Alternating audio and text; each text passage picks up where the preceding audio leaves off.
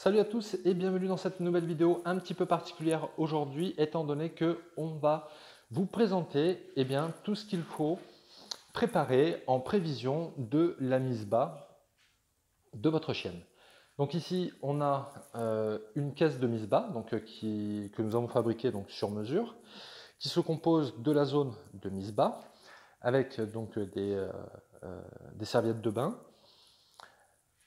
Ensuite, on a ici cet espace qu'on appelle une zone débat. C'est une zone où les chiots vont pouvoir venir se détendre, se dégourdir les jambes, avant d'accéder au reste de la pièce qui leur est réservée. Donc ici, c'est une pièce qui fait à peu près 40 mètres carrés. Qui est au sol avec un carrelage, une plinthe en carrelage qu'on appelle également des gorges et qui nous permettent d'entretenir avec un balai brosse comme on voit ici à l'écran ou ce qu'on appelle également un lave-pont. Donc pour revenir à notre caisse de mise bas, le sol lui est recouvert ici d'un caoutchouc pastillé, donc ce qui va permettre en fait d'éviter aux chiots de glisser et de se blesser. Ce revêtement se trouve également dans la zone de mise bas. Donc c'est pareil pour éviter que la mère ne glisse et ne blesse un chiot. Alors on retrouve ici une barre anti-écrasement. Donc cette barre anti-écrasement, elle fait tout le tour, comme vous pouvez le voir, et elle sert à ce que lorsque la mère se couche, qu'elle vienne s'appuyer au plus loin sur cette barre anti-écrasement, de telle sorte à ce que si un chiot de coucher contre la paroi, elle ne puisse pas l'écraser. Donc on a ensuite ici des parois qui coulissent et qui permettent en fait de laisser l'accès ou de le bloquer au chiot. Donc une fois que les chiots sont suffisamment grands, qui peuvent bouger, gigoter et ainsi de suite, donc on retire la barre anti-écrasement et on transforme cette zone de mise bas en litière. Donc la litière, elle se compose en fait d'une couche de copeaux de bois dépoussiérés d'environ 3 cm d'épaisseur. Ici, on a l'écuelle ou les gamelles avec l'eau et les croquettes ou la bouillie de croquettes au début. Et donc les chiots, ici, lorsqu'ils jouent, le sol est jonché de jouets et ainsi de suite, mais lorsqu'ils vont vouloir aller boire ou manger, ils vont forcément devoir passer par cette litière et avant de ressortir, ils vont également passer par cette litière, et ce qui fait que naturellement, ils vont comprendre que cet espace est réservé au soulagement, c'est-à-dire pipi-caca. Donc, ils ne font pas pipi et caca là où ils dorment, là où ils mangent, mais uniquement dans cet espace qui est réservé. Alors, à partir de la 5e semaine, la zone débat, on n'en a plus besoin parce qu'ils sont déjà suffisamment grands et 8 ou 10 chiots malinois de 5 semaines là-dedans, croyez-moi, on est vite à l'étroit. Donc cette partie est démontée, on conserve uniquement la litière qui est transférée à un autre endroit, près de la porte qui donne accès à l'extérieur. Et donc c'est là où ils passent leur nuit. Donc le matin, ils sont réveillés vers 5h30, 6h, et ils sont emmenés à l'extérieur pour leur apprendre, pour continuer justement cette initiation à la propreté, donc leur apprendre à se soulager à l'extérieur. Alors, on va continuer sur le matériel dont on a besoin. Donc ici, on a vu tout à l'heure le lave-pont avec le seau. On a ici du papier absorbant, donc 2 gros rouleaux qui vont nous être bien utiles. On a des serviettes en microfibre qui vont nous servir à entretenir par exemple les parois de la caisse de mise bas. On a ici une paire de ciseaux avec un thermomètre digital, donc électronique, mais je reviendrai un peu plus en détail dessus tout à l'heure. On a ici donc un produit d'entretien, donc c'est un produit particulier qui est destiné donc aux locaux qui reçoivent des animaux, qui hébergent des animaux. Donc c'est un désinfectant, donc virucide, fongicide et bactéricide, que l'on peut utiliser donc pour l'entretien des sols, mais on peut aussi bien l'utiliser pour l'entretien des parois, donc comme par exemple ici, avec un vaporisateur qui nous permet donc de vaporiser sur les parois. Alors, on a également ici du lait materné, donc pour les chiots. Alors ça c'est totalement optionnel, mais recommandé d'en avoir au cas où.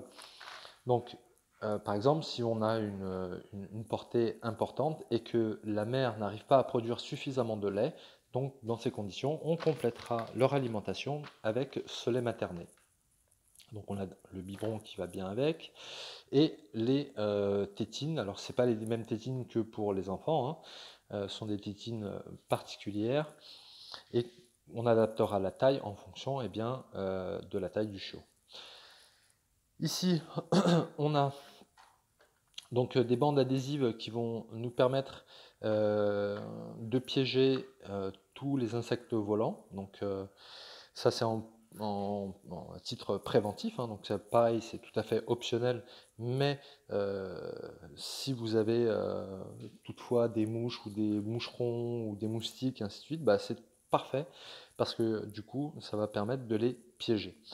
Ensuite, on a ici une lampe chauffante, donc c'est la même lampe que l'on trouve dans les poulaillers, hein, pour les poussins, c'est exactement la même chose. Donc, moi, ce que je vous recommande, c'est lorsque vous commandez votre lampe chauffante, c'est de commander également une lampe supplémentaire. Alors, pourquoi? Parce que déjà, si celle-ci, elle arrive cassée, vous aurez immédiatement une de rechange.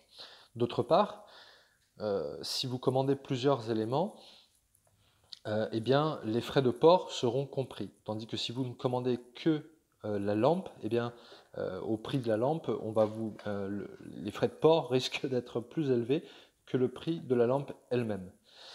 Et d'autre part, si votre lampe est cassée à l'arrivée, le temps que celle-ci elle arrive, il se peut qu'il soit déjà trop tard. Parce que il faut conserver une température constante, ambiante, donc pas trop chaud, pas trop froid, pour les chiots lorsqu'ils naissent.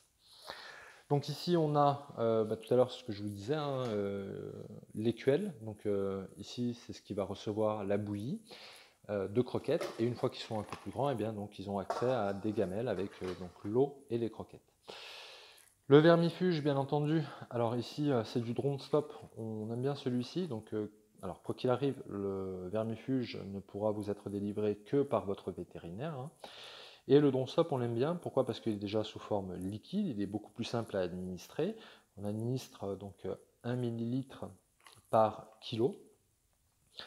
La particularité de ce vermifuge, c'est qu'il laisse les lèvres roses une fois qu'il a été administré. Donc c'est déjà plus pratique lorsque vous avez une dizaine de chiots à vermifuger, de savoir lequel a été vermifugé, lequel ne l'a pas été, étant donné qu'il aura les lèvres roses. Donc le vermifuge ici pour la mère, donc pour Jelly.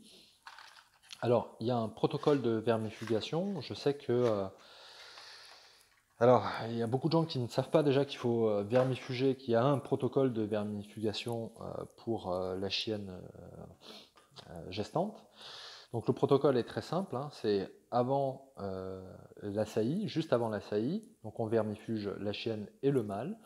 On vermifuge une deuxième fois à 45 jours de gestation, et on vermifuge donc une troisième fois à 15 jours après la mise bas. On peut éventuellement revermifuger une fois de plus à donc 1 mois et 15 jours, donc 1 mois après, quoi.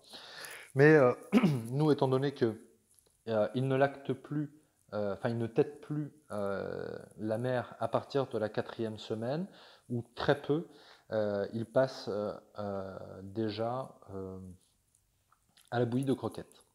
Donc c'est pour ça que on ne les vermifuge qu'une fois. Voilà. Et de toute façon, ensuite, ils sont vermifugés donc régulièrement avec le drone stop, donc il n'y a aucun risque de ce côté-là. Donc ici, on a les petits colliers donc, en velcro qui vont nous permettre d'identifier les chiots. Et donc je reviens ici sur le thermomètre. Donc le thermomètre, lui, va nous permettre de prendre régulièrement la température de la mer pour savoir quand est-ce qu'elle va mettre bas. Ensuite, on a ici donc la paire de ciseaux. La paire de ciseaux, elle est pareille ici à titre préventif. Donc il faudra vous assurer qu'elle est bien désinfectée et bien stérilisée, parce que cette paire de ciseaux va nous servir à couper la poche si toutefois la mère n'y arrivait pas.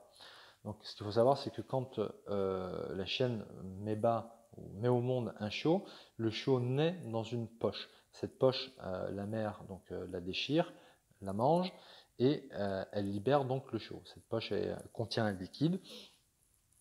Et c'est pour ça que d'ailleurs on voit ici toutes les serviettes de bain qui vont nous permettre déjà de recueillir en fait tout le liquide qui va s'échapper. Ensuite, ces serviettes sont bien entendu jetées, on nettoie bien le sol et on laisse faire la mère son travail. Mais voilà, donc cette paire de ciseaux, c'est à ça qu'elle sert, c'est-à-dire que si toutefois la mère était trop fatiguée ou n'arrivait pas à couper la poche, il faudra l'assister pour libérer le chiot. Donc on a ici notre pot de colle qui est toujours à proximité, hein. Dès qu'on fait quelque chose, il est dans nos pattes. J'espère que cette vidéo vous aura plu.